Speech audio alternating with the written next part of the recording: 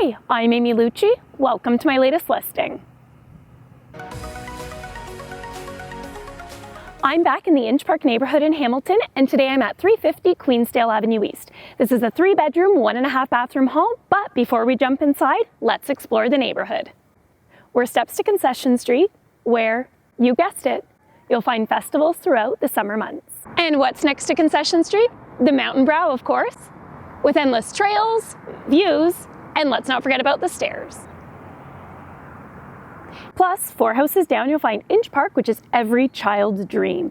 It has an arena, pool, massive playground, where you can drive around all day, and baseball diamonds, making this house a home run.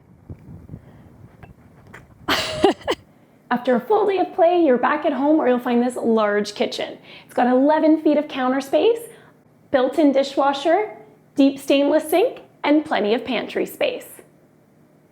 The spacious living room has this huge picture window, which is the perfect place to curl up with a good book.